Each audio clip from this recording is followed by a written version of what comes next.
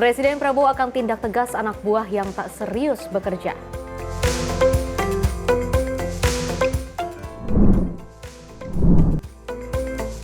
Wapres Gibran tinjau MBG di SMP Negeri 30 Bekasi.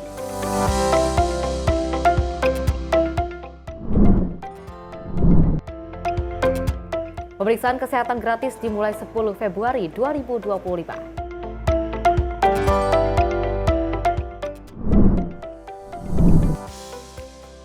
Pimpinan DPR soroti kecelakaan beruntun di gerbang tol Ciawi II.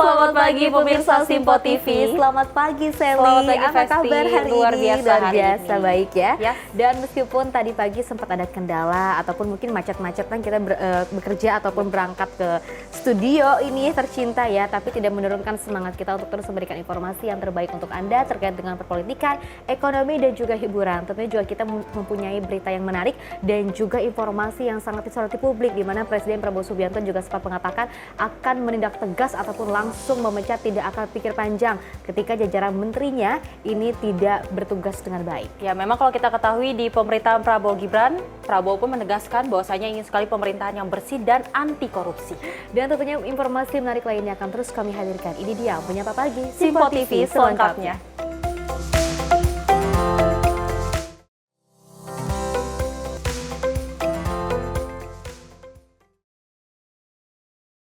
Ya pemirsa, kita awali dengan berita utama. Partai Gerindra ini menggelar bakti sosial dalam memperingati hari ulang tahun yang ke-17 dengan mengangkat tema Berjuang Tiada Akhir di Kompleks Parlemen Senayan, Jakarta pada Kamis siang. Memperingati HUT ke-17 ini dilakukan secara seremonial dengan pemotongan nasi tumpeng sekaligus memberikan sembako gratis serta santunan yatim piatu. Partai Gerindra menggelar bakti sosial dalam memperingati hari ulang tahunnya ke-17. Dengan mengangkat tema Berjuang Tiada Akhir di Kompleks Parlemen Senayan, Jakarta. Acara HUT ke-17 ini dilakukan dengan pemotongan nasi tumpeng, sekaligus memberikan sembako gratis serta santunan yatim piatu. Bahkan, HUT Partai Gerindra menjadi momentum dengan keberhasilan membawa Ketua Umum Gerindra Prabowo Subianto menjadi presiden. Acara tersebut dihadiri langsung oleh Wakil Ketua Umum Gerindra, Budi Satrio Jiwandono, Ketua DPP Partai Gerindra, Dasko, serta pejabat teras lainnya.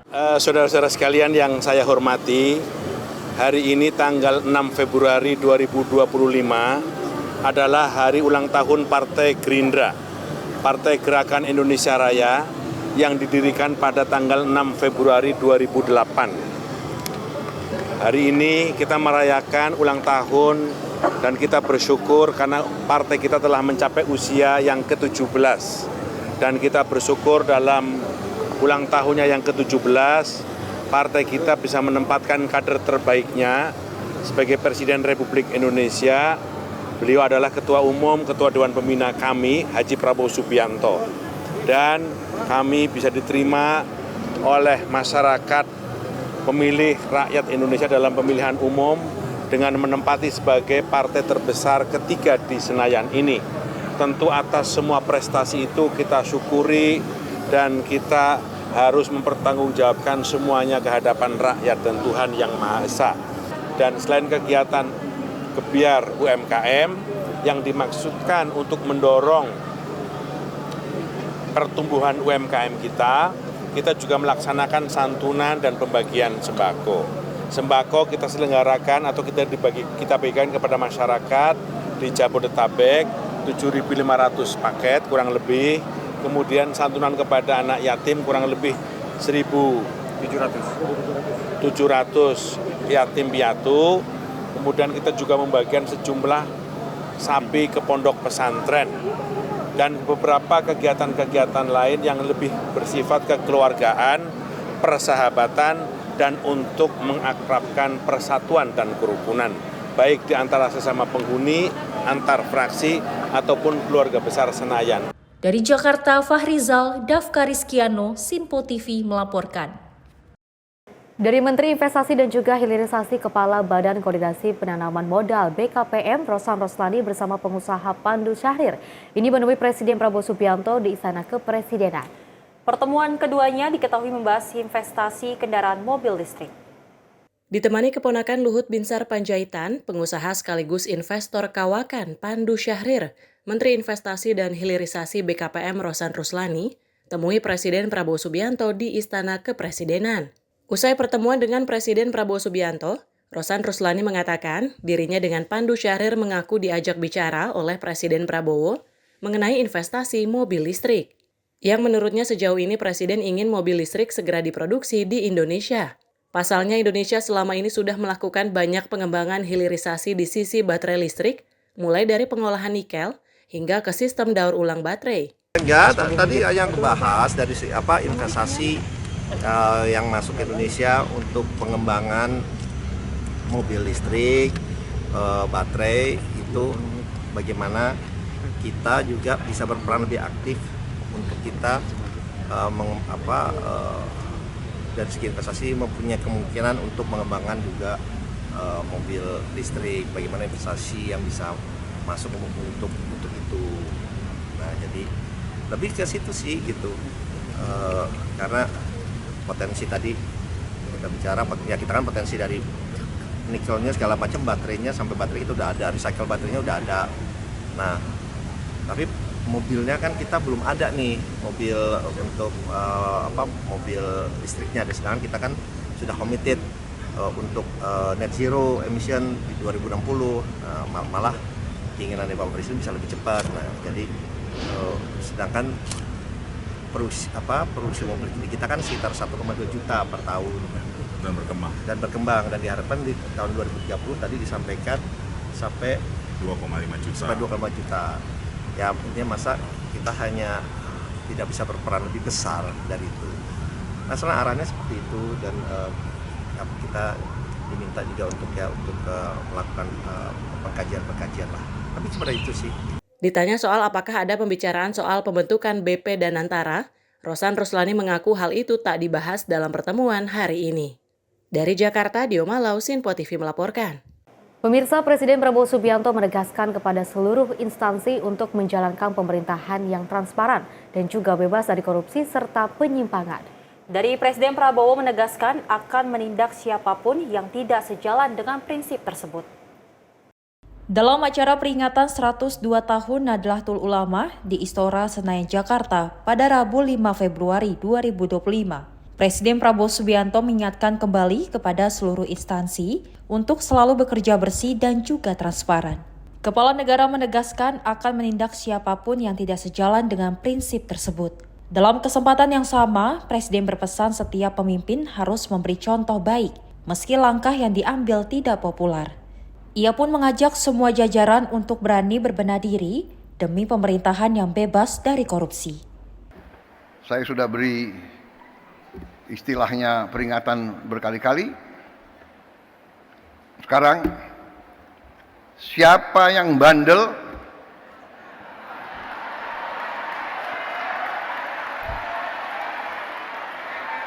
siapa yang dablek, siapa yang tidak mau ikut dengan aliran besar ini, dengan tuntutan rakyat, pemerintah yang bersih, siapa yang tidak patuh, saya akan tidak.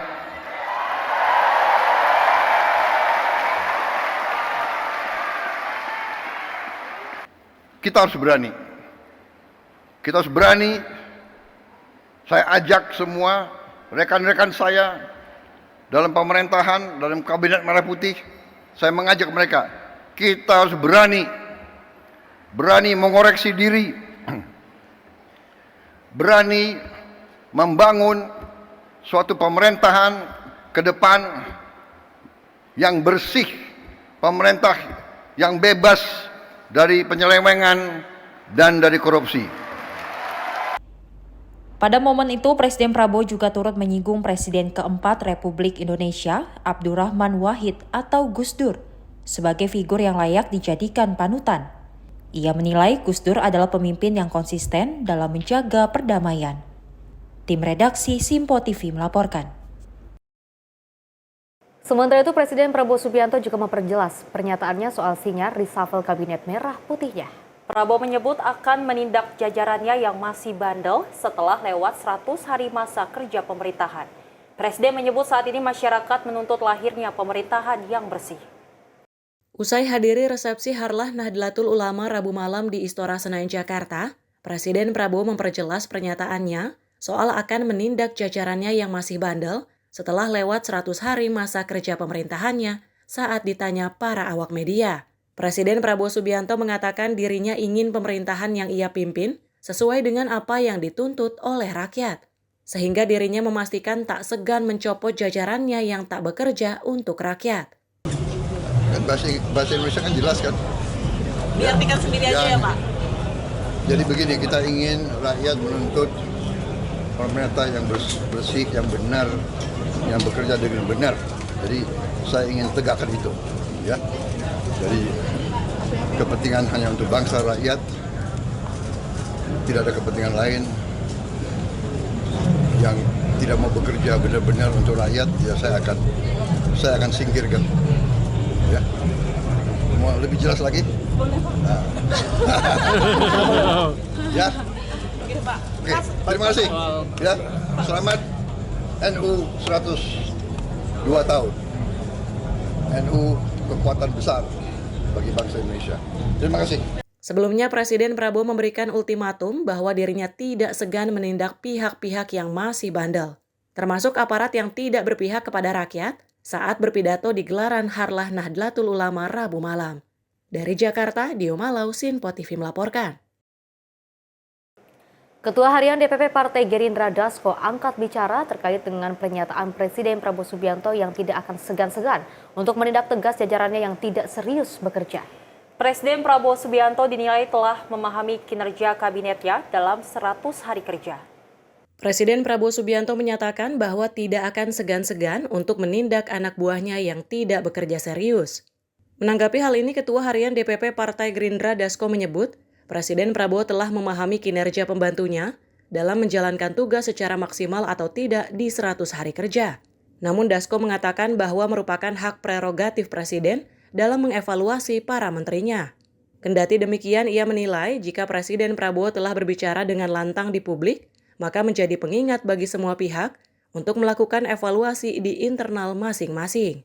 Ya, yang saya tahu kan Pak Prabowo sebagai Presiden tentunya paling mengerti tentang pembantunya yang bisa kemudian mengimbangi kerja dan kemudian mengimbangi Presiden dalam menunaikan janji kampanye Presiden pada saat ini. Dan tentunya dalam evaluasi 100 hari, Presiden tentunya yang kemudian merasakan apakah pembantu-pembantu Presiden sudah maksimal atau tidak maksimal dalam menjalankan tugas-tugasnya. Nah, oleh karena itu, Presiden yang mempunyai hak prerogatif kita serahkan kepada Presiden untuk kemudian setelah 100 hari ini apakah kemudian melakukan evaluasi atau kemudian membuat langkah-langkah perbaikan di internal. Demikian. Ya, saya pikir kan Pak Prabowo itu kan orangnya terbuka. Kalau dia sudah bicara terbuka, artinya itu adalah warning kepada pembantu-pembantunya, yaitu menteri, untuk kemudian melakukan evaluasi secara internal di kementerian masing-masing. Dari Jakarta, Fahrizal Davarizkiano, Simpo TV melaporkan.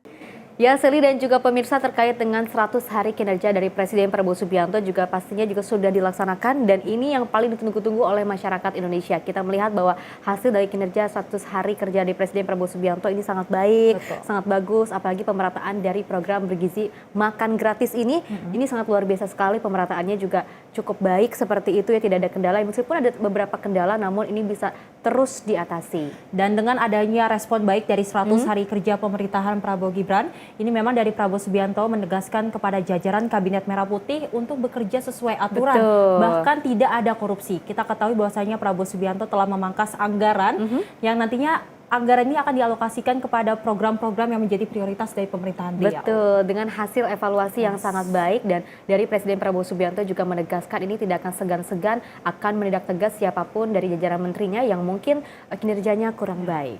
Dan kita lanjutkan informasinya, pemirsa. Wakil Presiden Gibran Rakabuming Raka juga ini meninjau pelaksanaan program makan bergizi gratis di SMP Negeri 30 Bekasi di Jalan Wibawa Mukti, Kecamatan Jati Asih, Kota Bekasi, Jawa Barat pada Kamis siang.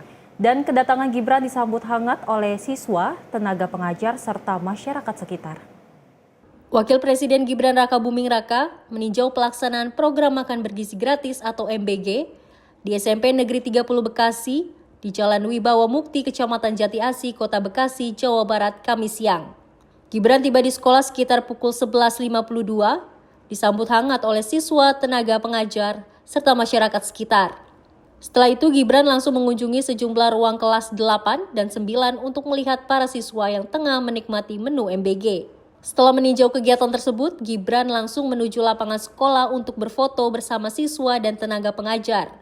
Salah satu siswa yang mendapatkan MBG, Anggi, menyebut senang karena program ini membuat uang jajannya tetap utuh selama sebulan terakhir. First time, first impression ketemu Mas Gibran kayak ya seru karena kan pengalaman pertama dalam hidup kita.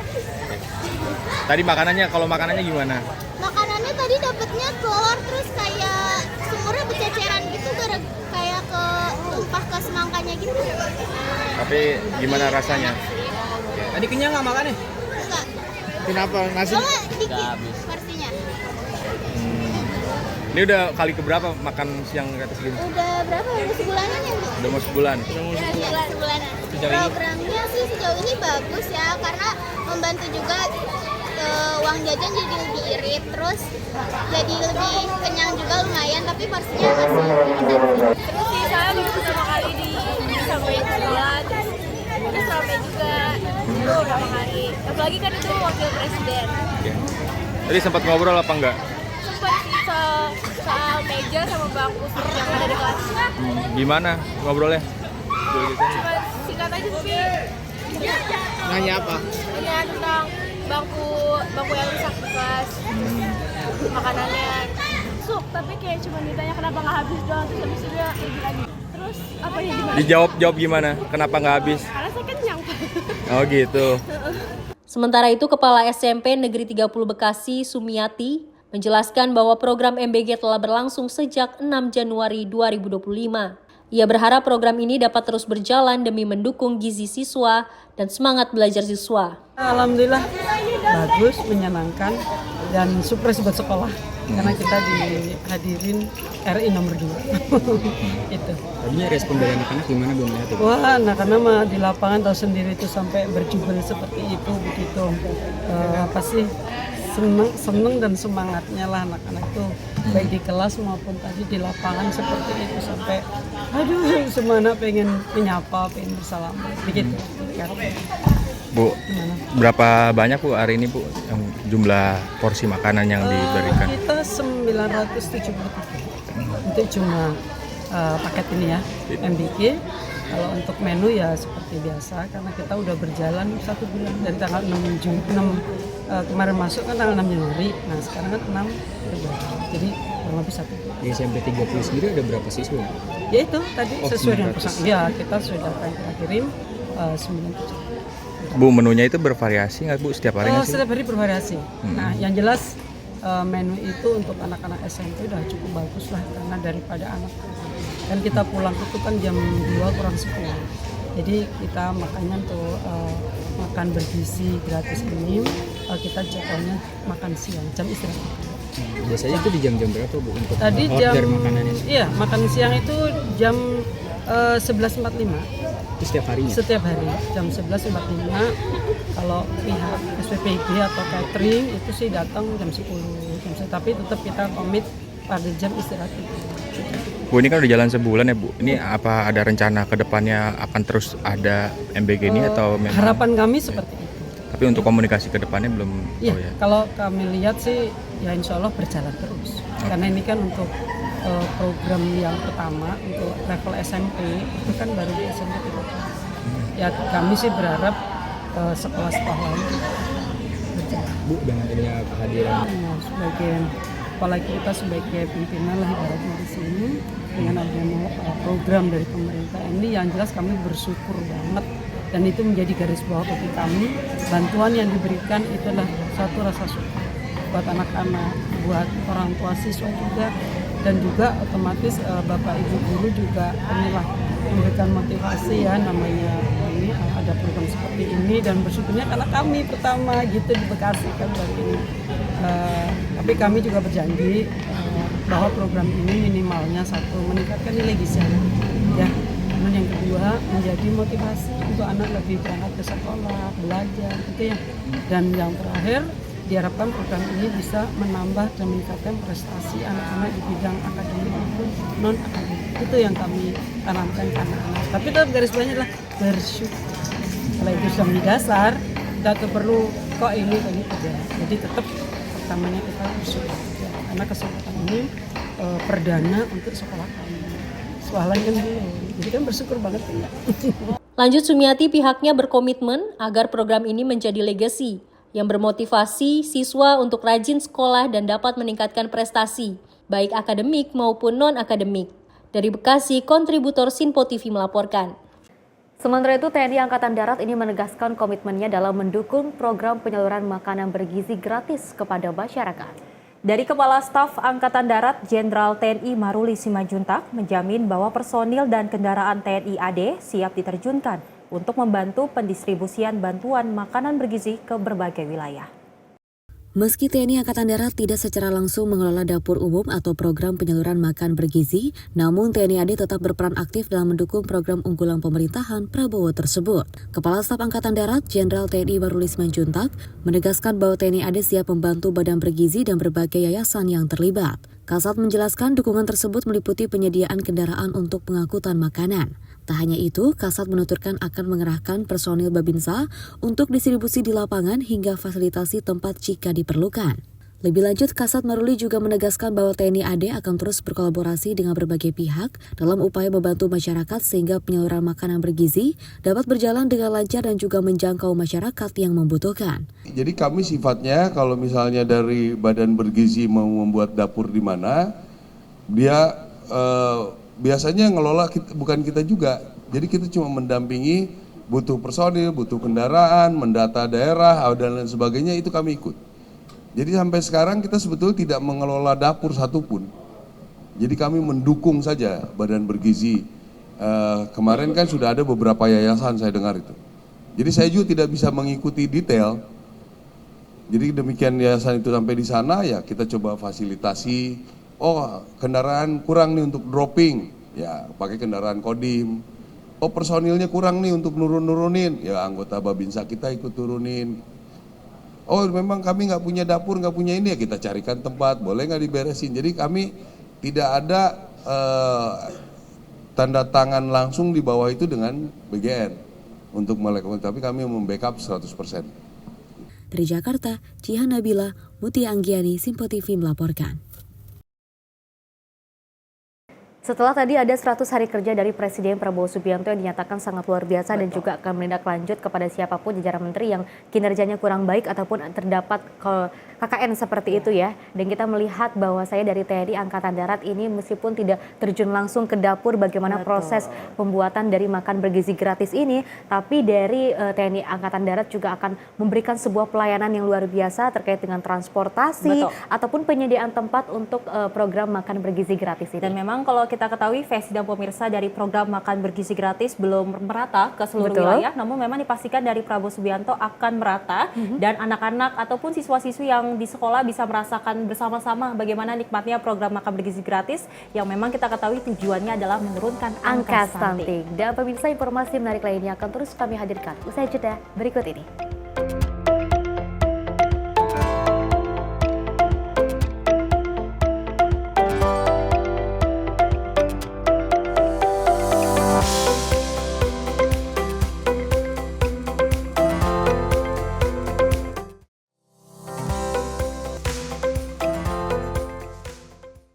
Halo, selamat pagi pemirsa Sinpo TV, selamat pagi Andi. Selamat pagi, Fen. Beragam informasi terbaru hadir menemani Anda sebelum memulai hari. itu memang dari Menteri Perhubungan juga mendukung, Betul. dari Menteri Keuangan juga mendukung, dan kita sebagai masyarakat pun juga Harus mendukung. Mengangkat isu yang tengah menjadi pembicaraan paling hangat.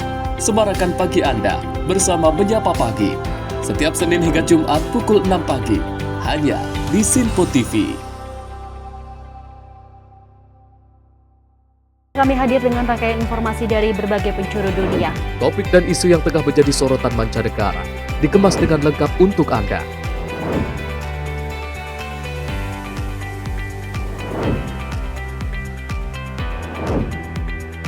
Peristiwa penting yang terjadi dari berbagai belahan dunia kini hadir dalam Sinpo Dunia setiap Senin hingga Jumat pukul 7:30 malam hanya di Sinpo TV. Halo, selamat malam pemirsa. Senang sekali rasanya kami mengisi ruang informasi Anda. Akhiri aktivitas Anda dengan rangkuman perkembangan peristiwa yang terjadi sepanjang hari. Sebelumnya kita saksikan ada sekitar 3.000 tamu undangan, sementara di Ibu Kota Nusantara ini ada sekitar 2.000 tamu undangan. Rangkaian informasi nasional dan mancanegara dirangkum sebagai penutup hari dalam Menyapa Malam. Setiap Senin hingga Jumat pukul 8 malam, hanya di Sinpo TV. Pemirsa Sinpo TV kembali hadir menemani Anda dengan berbagai informasi yang telah kami rangkum dalam sepekan. Sajian lengkap informasi sepekan kami hadirkan untuk Anda. Badan Legislasi DPR menemui masa unjuk rasa di depan gedung DPR RI Senayan, Jakarta. Menemani akhir pekan Anda bersama keluarga dengan rangkuman berita menyeluruh dalam Sinpo Sepekan setiap minggu pukul 6 pagi hanya di Sinpo TV.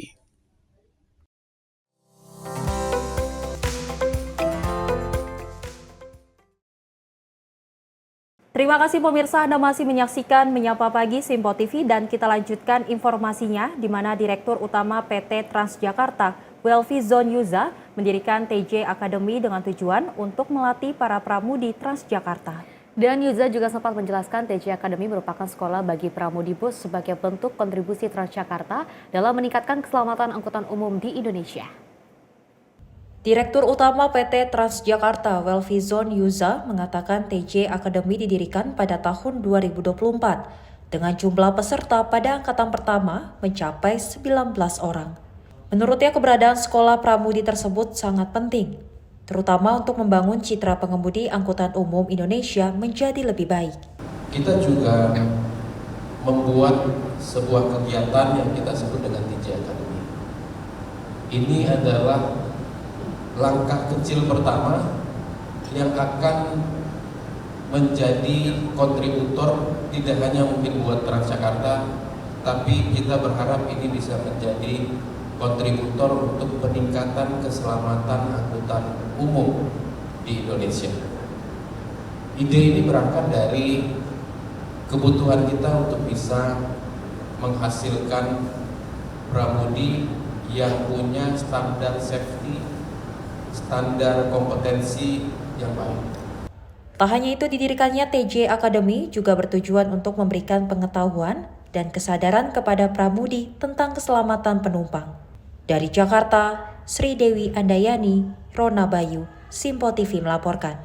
Pemirsa, Menteri Koordinator Bidang Infrastruktur dan juga Pembangunan Kewilayahan Agus Harimurti Yudhoyono menyatakan pemerintah ini tengah mengupayakan pengurangan ataupun diskon biaya transportasi pada arus mudik dan juga balik lebaran 2025. Hal ini disampaikan dalam konferensi pers seusai rapat koordinasi lintas sektoral terkait persiapan angkutan lebaran 2025 di Kementerian Koordinator Infrastruktur dan Pembangunan Kewilayahan. Menurutnya, diskon ini akan sangat membantu keluarga besar yang melakukan perjalanan bersama, mengingat biaya transportasi dapat menjadi beban yang cukup signifikan. Meski demikian, AHY menegaskan bahwa rencana pemberian diskon ini masih dalam tahap pembahasan. Ini harapan kita semua ya, ini harapan kita semua, semangatnya masih di sana, kita berusaha agar berbagai moda transportasi ini juga ada pengurangan atau ada diskon ya. Yang bisa dirasakan oleh masyarakat kita. Tapi sekali lagi belum bisa kami umumkan sekarang, masih terus kita hitung karena ya ada berbagai elemen lain yang nanti harus kami secara cermat hitung kembali terkait dengan tiketnya. Tetapi semangat kami tadi semua dalam ruangan itu sama. Kami ingin seperti Nataru kemarin, bagaimana bisa mengurangi biaya perjalanan, apalagi kalau itu keluarga besar sangat lumayan kan, dikali 4, dikali 5, mungkin dikali 6 begitu. Jadi rasa-rasanya ini bukti bahwa pemerintah juga terus memikirkan bagaimana mengurangi beban atau biaya transportasi, terutama di masa Lebaran. Selain diskon transportasi umum, pemerintah juga menyiapkan skema work from anywhere menjelang libur panjang Lebaran yang berdekatan dengan Hari Raya Nyepi 2025. Keputusan final mengenai diskon tarif transportasi umum dan skema work from anywhere mudik Lebaran 2025 akan diumumkan setelah pembahasan lebih lanjut dengan pihak terkait. Dari Jakarta, tim Sinpo TV melaporkan. Sementara itu, pemirsa, Menteri Kesehatan Budi Gunadi Sadikin menghadap Presiden Prabowo Subianto di Istana Kepresidenan Jakarta. Dan Menkes membahas peresmian program pemeriksaan kesehatan gratis. Program ini menjadi salah satu program prioritas Presiden Prabowo agar masyarakat dapat melakukan pengecekan kesehatan ketika ulang tahun. Program pengecekan kesehatan gratis merupakan salah satu program prioritas pemerintahan Presiden Prabowo Subianto dan Gibran Raka Buming Raka. Pemeriksaan kesehatan gratis ini akan dimulai pada tanggal 10 Februari 2025. Program ini akan mencakup beberapa jenis penyakit berdasarkan usia penerima manfaat. Selain itu, diberikan juga layanan pemeriksaan awal sebagai upaya screening seperti pemeriksaan tekanan darah, gula darah, serta fungsi ginjal. Untuk merealisasikan program ini, Presiden Prabowo menyiapkan anggaran mencapai 4,7 triliun rupiah. Jadi tadi rapat mengenai update beliau mengenai program cek kesehatan gratis. Diputuskan oleh beliau nanti tanggal 10 Februari ini sudah bisa jalan di puskesmas dan juga klinik-klinik. Nanti beliau sama seperti yang makan bergizi mau lihat gitu di salah satu puskesmas. Ini kan diupdate juga bahwa ini adalah program yang menyentuh 280 juta orang kan. Jadi teman-teman pernah dengan program stunting kan. Stunting itu kan penerimanya 5 juta balita. Ada program imunisasi itu sekitar 70 juta yang menerima layanan ini. Ada program makan bergizi gratisnya Bapak Presiden, itu kan sekitar 83-85 juta. Yang besar juga program vaksinasi COVID, itu kan 180 juta orang lah yang kita vaksinasi. Nah ini adalah program terbesar, karena 280 juta masyarakat seluruhnya mulai dari balai lahir sampai lansia, itu kita layani. Dengan adanya program ini, Presiden Prabowo berharap masyarakat dapat semakin mengetahui kondisi kesehatannya dan dapat mengurangi adanya gejala penyakit beresiko tinggi. Dari Jakarta, Dio Malau, Sinpo TV melaporkan.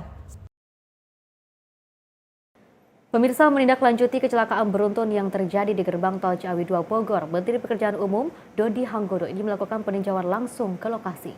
Dan dirinya menyebut solusi yang harus dilakukan dalam persoalan kecelakaan itu memerlukan kerjasama antar institusi.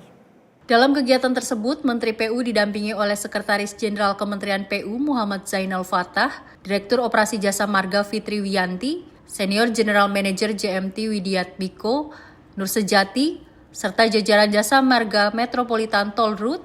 Peninjauan di gerbang tol Ciawi 2 dilakukan untuk memeriksa kondisi pasca kecelakaan yang melibatkan 6 kendaraan. Akibat insiden ini, 8 orang meninggal dunia, 4 orang mengalami luka berat, dan 7 orang menderita luka ringan. Menteri PU Dodi Hanggono mengungkapkan bela sungkawa atas kejadian tersebut dan menekankan bahwa kendaraan odol diduga menjadi penyebab utama kecelakaan.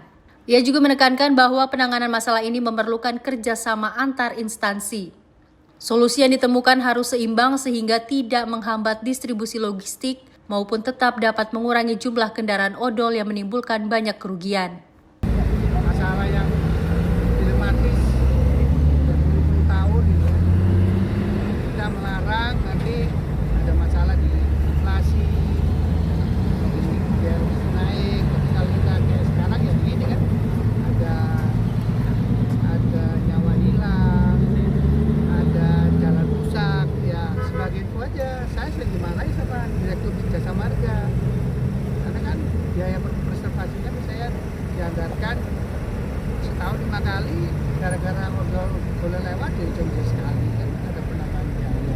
Dijelaskan kendaraan odol tidak hanya meningkat resiko kecelakaan, tetapi juga mempercepat kerusakan jalan.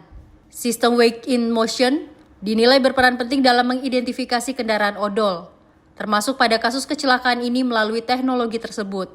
Beban truk dapat teridentifikasi dan dipastikan melebihi batas yang ditetapkan. Dari Bogor, kontributor Sinpo TV melaporkan. DPR RI menyoroti kecelakaan beruntun di gerbang tol Ciawi Bogor, Jawa Barat yang juga merewaskan 8 orang.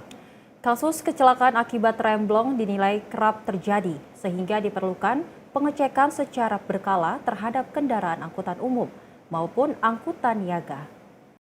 Pimpinan DPR menyoroti atas insiden yang menewaskan 8 orang akibat kecelakaan beruntun yang terjadi di gerbang tol Ciawi Bogor, Jawa Barat pada Selasa lalu. Wakil Ketua DPR Dasko mengatakan, insiden tersebut harus menjadi pelajaran penting bagi pemilik kendaraan maupun perusahaan, serta instansi pemerintah terkait untuk melakukan pemeriksaan kendaraan secara berkala.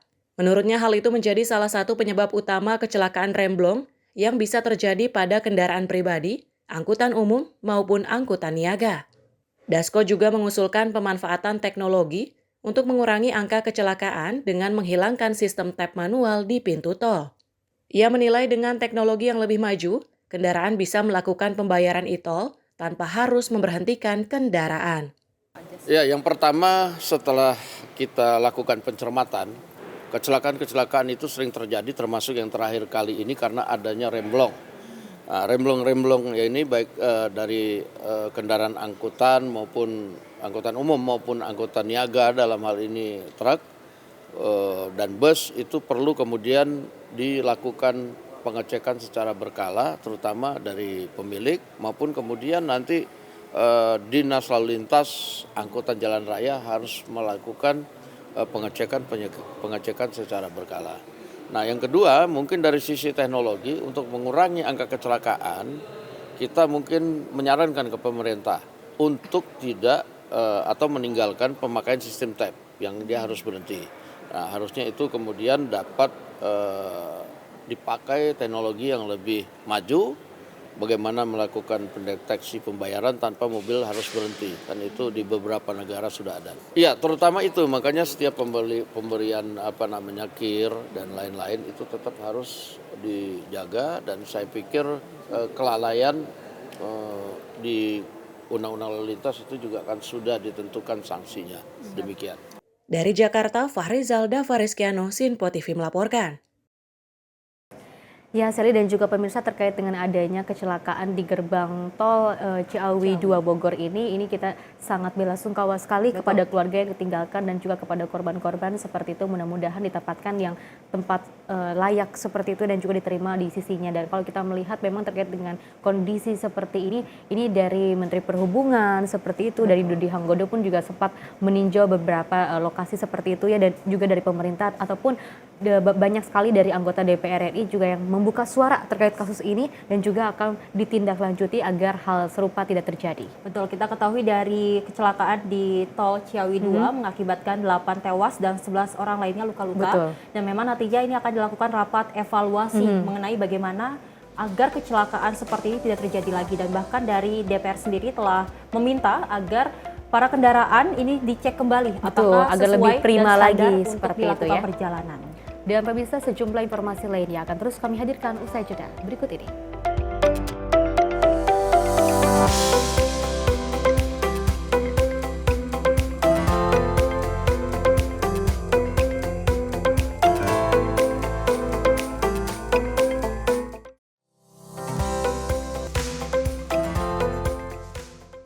Pemirsa, Sinpo TV kembali hadir menemani Anda dengan berbagai informasi yang telah kami rangkum dalam sepekan. Sajian lengkap informasi sepekan kami hadirkan untuk Anda. Badan Legislasi DPR menemui masa unjuk rasa di depan gedung DPR RI Senayan, Jakarta. Menemani akhir pekan Anda bersama keluarga dengan rangkuman berita menyeluruh dalam Sinpo Sepekan setiap minggu pukul 6 pagi hanya di Sinpo TV. Jadilah yang pertama mengetahui perkembangan terkini seputar informasi dari lembaga parlemen. Punya data nasional, tidak ada satupun backup berarti kan? Tiba-tiba ada putusan yang nggak masuk akal dan seperti ini gitu loh. Kita biarkan rekomendasi kepada KPK. Periksa! Kami hadirkan informasi paling akurat untuk mengawal setiap informasi dalam rapat komisi dan paripurna. Tentunya bersama saya Andi Rezaldi yang telah kami rangkum dalam program Sinpo Parlemen. Saya Arif Rifani. Saksikan Sinpo Parlemen setiap Sabtu pukul 6 pagi hanya di Sinpo TV. Kami hadir dengan rangkaian informasi dari berbagai penjuru dunia. Topik dan isu yang tengah menjadi sorotan mancanegara dikemas dengan lengkap untuk Anda.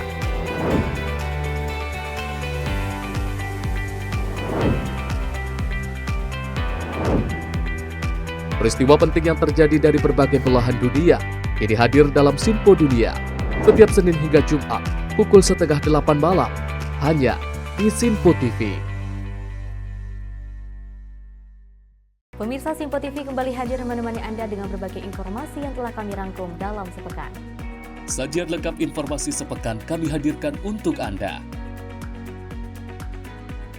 Badan Legislasi DPR menemui masa unjuk rasa di depan gedung DPR RI Senayan, Jakarta. Menemani akhir pekan Anda bersama keluarga dengan rangkuman berita menyeluruh dalam Sinpo Sepekan setiap minggu pukul 6 pagi hanya di Sinpo TV.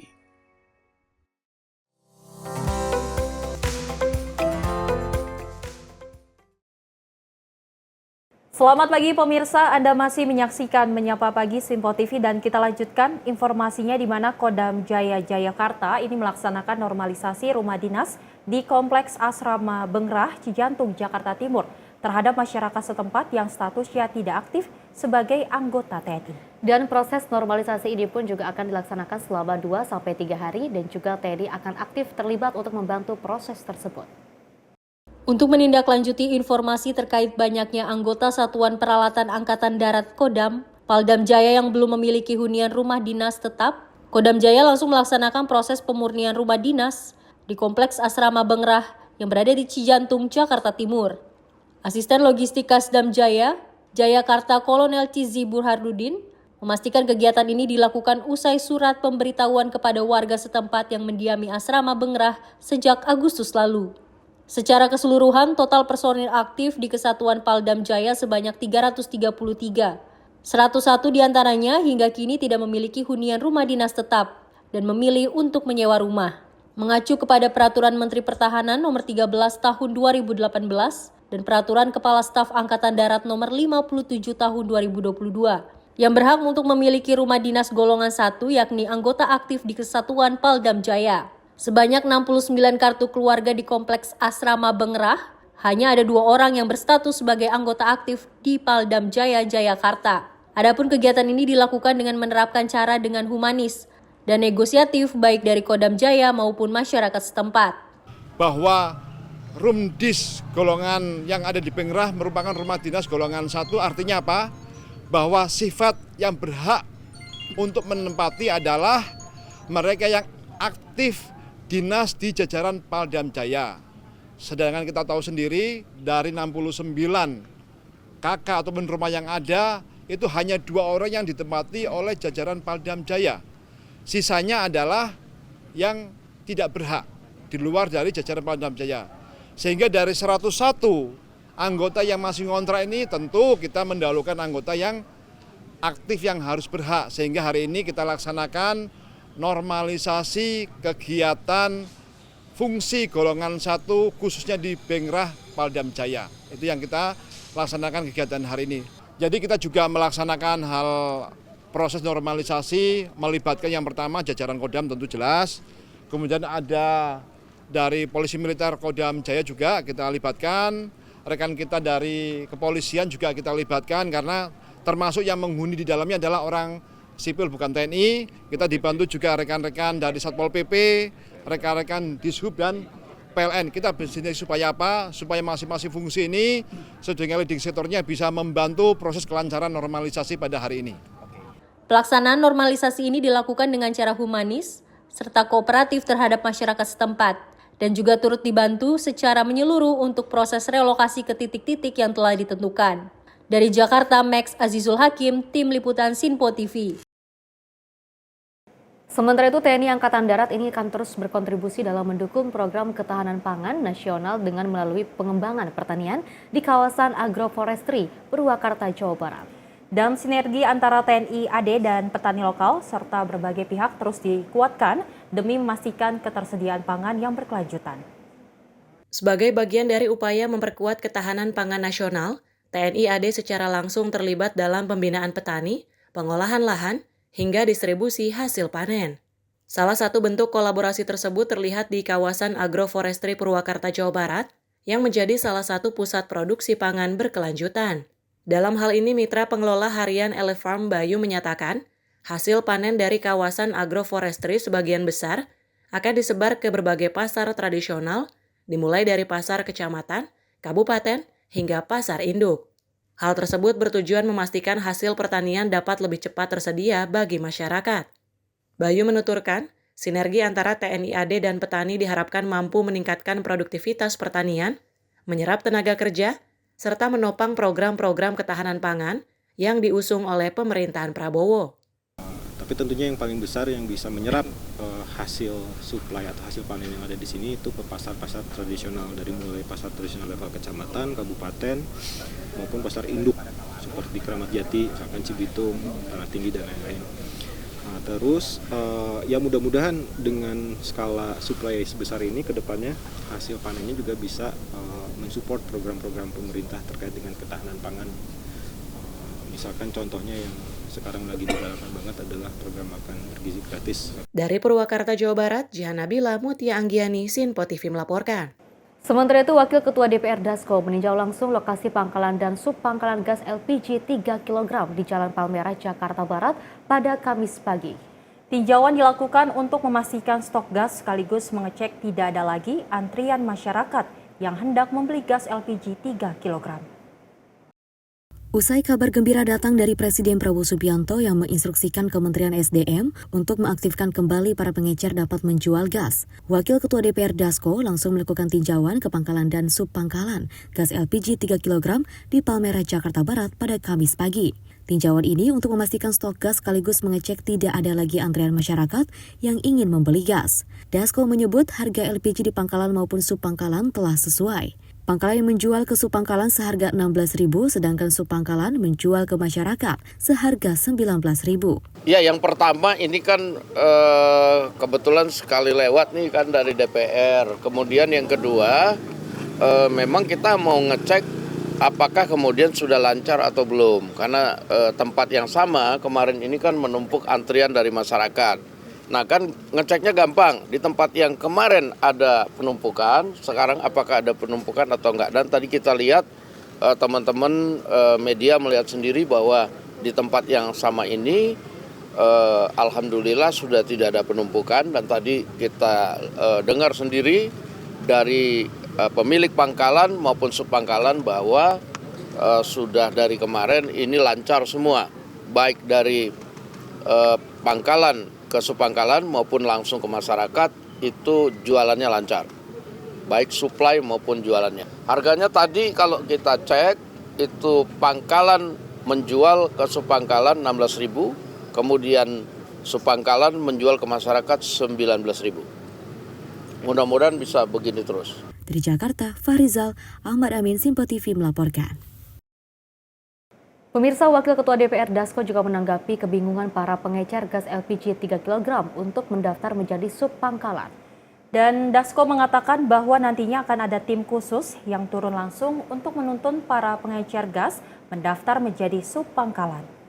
Beberapa pengecer gas LPG 3 kg masih bingung untuk mendaftarkan warungnya menjadi subpangkalan. Menanggapi hal ini, Wakil Ketua DPR Dasko memastikan akan ada tim yang turun untuk melakukan sosialisasi kepada para pengecer agar menjadi subpangkalan. Dasko menyebut bahwa proses mendaftar menjadi subpangkalan cukup mudah dengan perjanjian untuk tidak menjual dengan harga mahal. Dirinya menegaskan jika nantinya para pengecer terbukti memainkan harga jual beli gas, akan diberikan sanksi. Tadi saya sudah tanyakan bahwa nanti akan ada tim yang turun di situ untuk melakukan sosialisasi. Dan tadi saya juga tanya, caranya juga nggak sulit, tinggal didata bahwa selama ini berjualan, kemudian mengisi satu form kalau saya nggak salah, termasuk perjanjian untuk menjual tidak boleh mahal kalau nggak salah begitu. Ya tentunya kalau kan sekarang sudah nggak ada pengecer, yang ada kan subpangkalan. Nah subpangkalan itu kan nanti akan mengisi beberapa pernyataan dan jika kemudian ternyata terbukti melanggar tentu akan ada sanksinya, demikian. Dari Jakarta, Fahrizal Ahmad Amin, Sinpo TV melaporkan. Ya, banyaknya kisruh-kisruh dan juga simpang siur yang terjadi terkait dengan gas LPG 3 kg ini akhirnya juga membuahkan hasil di mana Presiden Prabowo Subianto juga sempat berbicara terkait dengan semua pengecer ini boleh diperjualbelikan dengan harga Rp19.000 dan dari anggota DPR RI yaitu Dasko ataupun Ketua DPR RI yaitu Dasko sempat mengatakan bahwa ini akan dijadikan ataupun akan diberikan sebuah sosialisasi kepada para pengecer agar bisa menjadi mengetahui bagaimana untuk menjadi sebuah Pangkalan. Betul. Kita ketahui memang sosialisasi ini akan terus dilakukan di mana memang banyak sekali pengecer yang belum tahu bagaimana caranya dan memang Dasko mengungkapkan bahwasanya caranya sangat mudah. Cukup dengan mengikuti aturan agar tidak membuat harga tidak yang ada cukup kisruh-kisruh mahal. lagi Betul. dan tidak ada harga yang mahal dan sesuai harganya dengan yang telah ditetapkan oleh pihak pusat seperti itu ya. Dan mudah-mudahan terjadinya ada kisruh-kisruh ataupun polemik-polemik yang terjadi di luar sana ini bisa tetap diselesaikan dan tidak terjadi lagi. Pemirsa, informasi menarik lainnya akan terus kami hadirkan usai jeda berikut ini.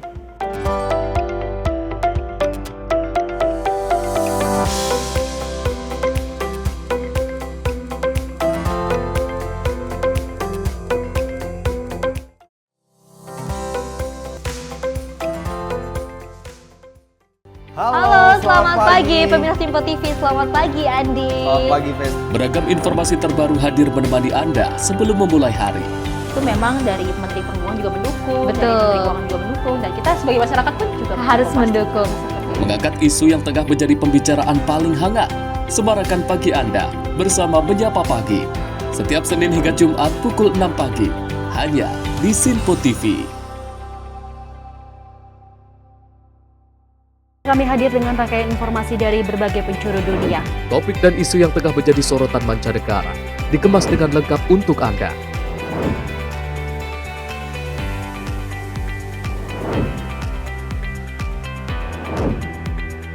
Peristiwa penting yang terjadi dari berbagai belahan dunia kini hadir dalam Sinpo Dunia. Setiap Senin hingga Jumat pukul 7:30 malam hanya di Sinpo TV.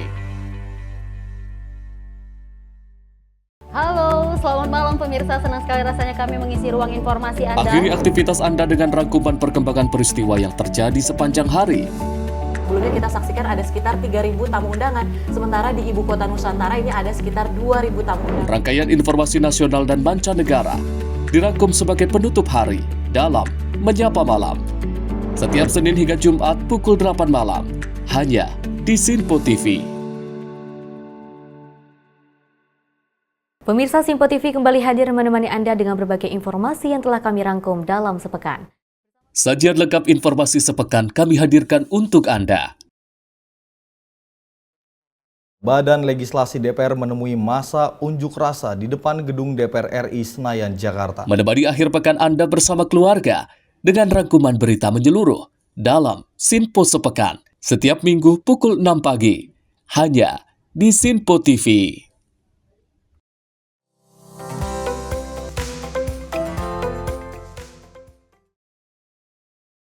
Masih bersama kami pemirsa dalam Menyapa Pagi Sinpo TV dan kita lanjutkan informasi di segmen terakhir kita di mana usai ditunjuk dan mengurus berbagai keperluan administrasi Dewan Koperasi Nasional, Ketua Umum Dewan Koperasi Nasional Bambang Haryadi menyambangi BPKRI untuk menyelidiki perputaran dana hibah selama 5 tahun terakhir.